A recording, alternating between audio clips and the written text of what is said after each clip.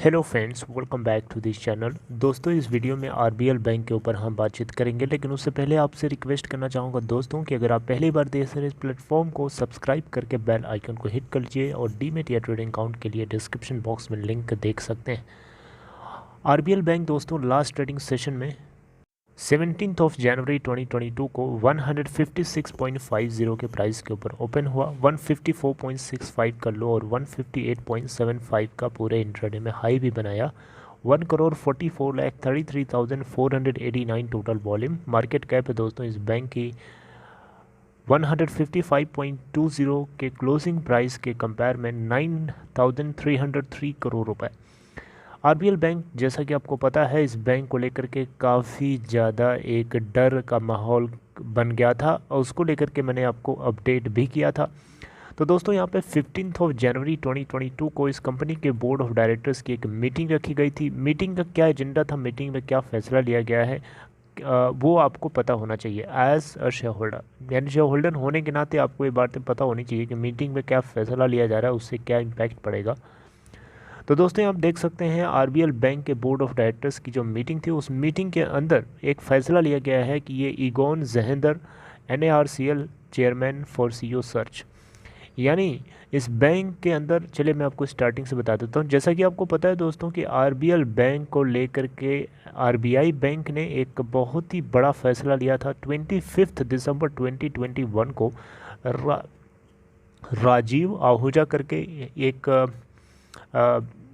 यहाँ पे इस कंपनी के अंदर एग्जीक्यूटिव डायरेक्टर के रूप में, इंटरिम एमडी और सीईओ के रूप में जो है ये अपॉइंट किए गए हैं, क्योंकि विश्ववीर आहूजा को मेडिकल लीव बता करके बैंक से छुट्टी पे कर दिया गया।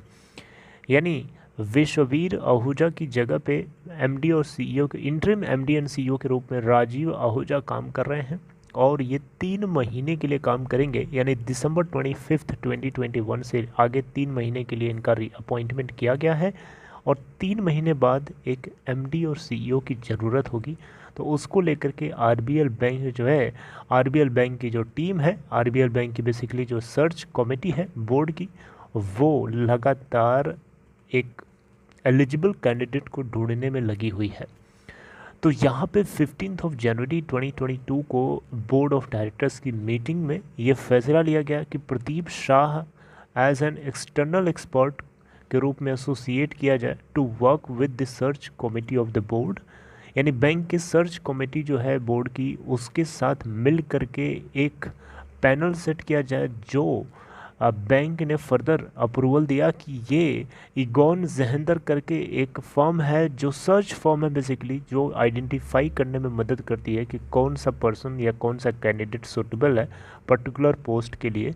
तो यहाँ आरबीएल बैंक के अंदर एमडी और सीईओ की पोस्ट की ज़रूरत है और इसको लेकर के सूटेबल कैंडिडेट की ज़रूरत है, जिसको या जो जिम्मेदारी जो है ईगोन जहेंदर इसी के लिए काम करती है, तो उसको सौंप दी गई है। हालांकि उसके साथ में बैंक की जो सर्च कमेटी है बोर्ड की, वो भी साथ में मिल कर के काम करेगी। तो बैंक की जो यहाँ पे सर्च कमेटी है, उसके अंदर 2 डायरेक्टर्स हैं, ईशान रैना और वीना मांकर।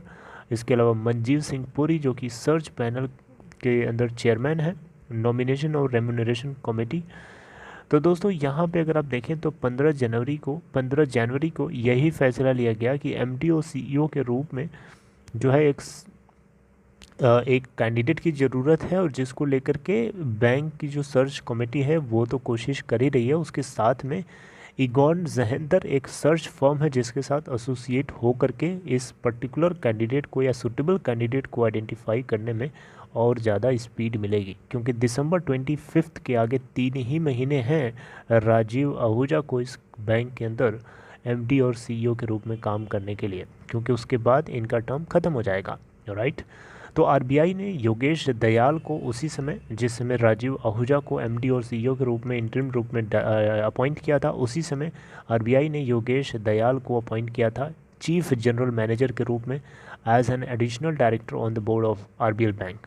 और 2 साल के लिए दिसंबर 23, 2023 को इनका टर्म एक्सपायर हो जाएगा। राइट। तो दोस्तों आरबीएल बैंक को लेकर के ये एक लेटेस्ट अपॉइंटमेंट, लेटेस्ट अपडेट थी बेसिकली, आपको पता होना चाहिए। आई होप आपको इन्फॉर्मेशन छोटी मोटी अच्छी लगी। अगर आपको इन्फॉर्मेशन अच्छी लगी हो, सपोर्ट करने के लिए वीडियो को लाइक कर सकते हैं और अपना ख्याल रखिए। Take care.